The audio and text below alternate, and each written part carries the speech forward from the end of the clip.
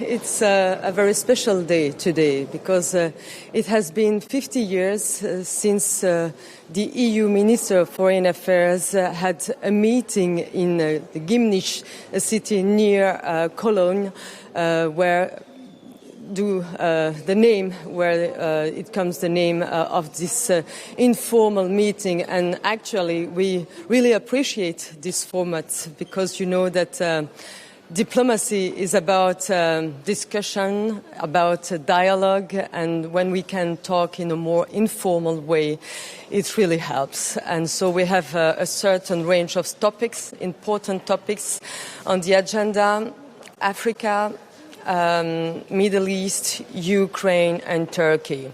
African countries are more than neighbors, they are real partners, and we have to explore how we can reinforce our cooperation to share a vision as we are facing the same challenging time when it comes about energy transition, new digital transition, and when it comes about migration, about instability in the Sahel, for instance. And also we are going to talk about Turkey. Turkey is important partners within NATO, for instance, and Turkey has played an important role in the recent conflict when it comes about the Middle East, but also and especially when it comes about the Russian aggression against Ukraine. Donc là, je vais parler un peu en français. Donc le Gimnich est une réunion très importante car elle nous permet d'aborder des thématiques cruciales du moment, les guerres qui nous inquiètent de façon plus informelle, détachées de nos GSM et de nos speaking points, comme on les appelle dans le jargon diplomatique, et on a beaucoup de thématiques à l'agenda, à commencer par le continent africain, qui est une des priorités de notre présidence belge du Conseil européen.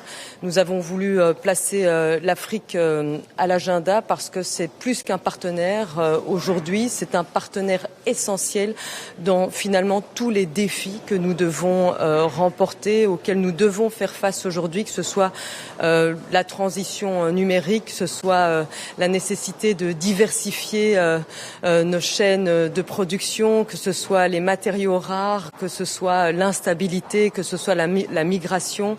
Donc voilà, un partenaire très important. Donc on va explorer un petit peu les visions communes qu'on peut développer avec les 27 pour tisser de nouveaux liens avec l'Afrique. Ensuite, nous parlerons de la Turquie qui a montré qu'elle pouvait jouer un rôle essentiel comme médiateur, entre autres dans les céréales, avec les céréales venant de l'Ukraine. Vous savez que la situation est un peu bloquée pour l'instant, mais donc nous devons aussi considérer comment on peut relancer le dialogue.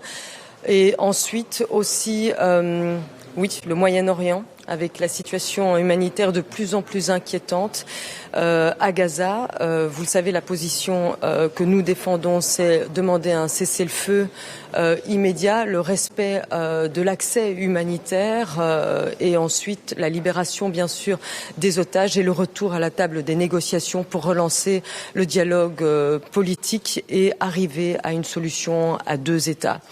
Nous parlerons aussi de l'Ukraine pour laquelle enfin nous sommes parvenus à un accord, et c'est une très bonne chose que nous soyons parvenus à un accord sur le long terme avec les 27 pour libérer les 50 milliards et parvenir à une aide humanitaire, militaire et politique aussi sur le long terme à l'Ukraine. Voilà, je vais peut-être répondre à vos questions maintenant.